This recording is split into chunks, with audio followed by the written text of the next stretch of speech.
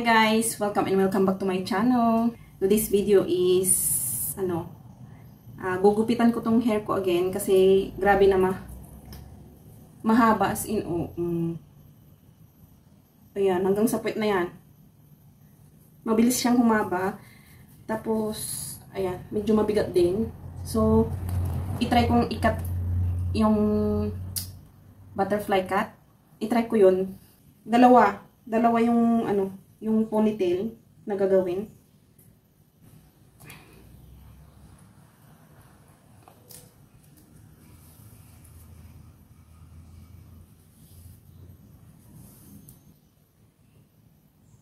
Tapos kapag mahaba kasi ang buhok, naglalaglagan, yung buhok ko na. Kapag napakahaba, ito pala yung kailangan, dalawang ponytail, tapos supply, and then, of course, scissor.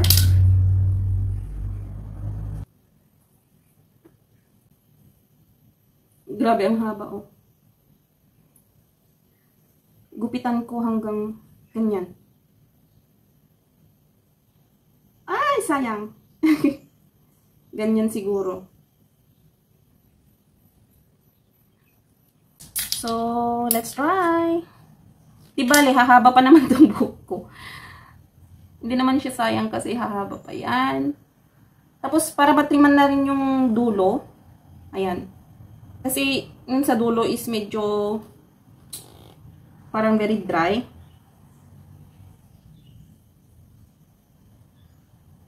Ay, ganyan. Final na. Goodbye hair. Char.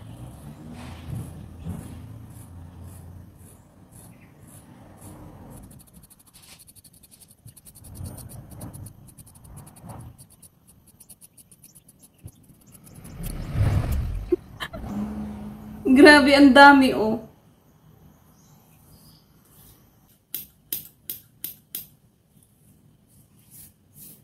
Okay.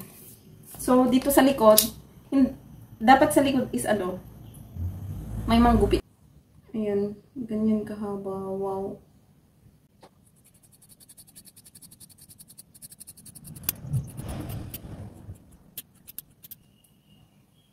Let's see how.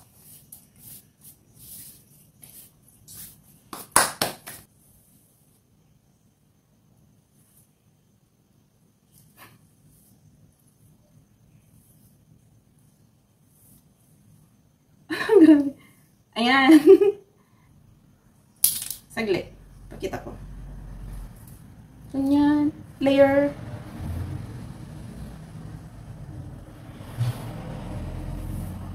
Ayan. Ganyan yung style.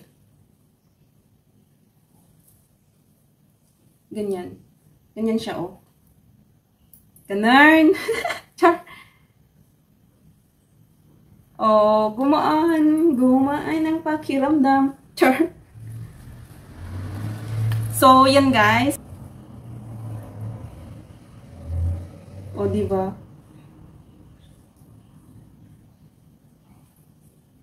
Mabilis kasing humaba yung buhok ko, guys. Kaya, since before, ako na lang nagugupit sa buhok ko. Kaya, yan, okay lang. Satisfied naman ako dito sa gupit ko. So, parang gusto ko pang gupitan din sa likod. Kasi medyo mahaba pa rin.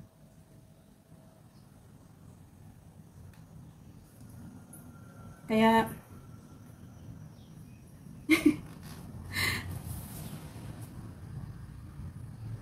yeah, medyo mahaba pa rin. Dapat hanggang dito. Okay na yan. So, yun guys. Guys, kung hindi ka pa nakasubscribe, please subscribe. And thank you for watching. Kung kaya nyong maggupit sa sarili nyo, kayo na lang guys.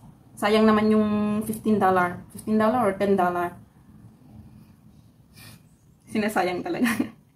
Hindi, kung kaya mo, kung kaya mong gupitan, at hindi ka maselan sa mga gupit-gupit, o di, why not na ikaw na lang gagawa?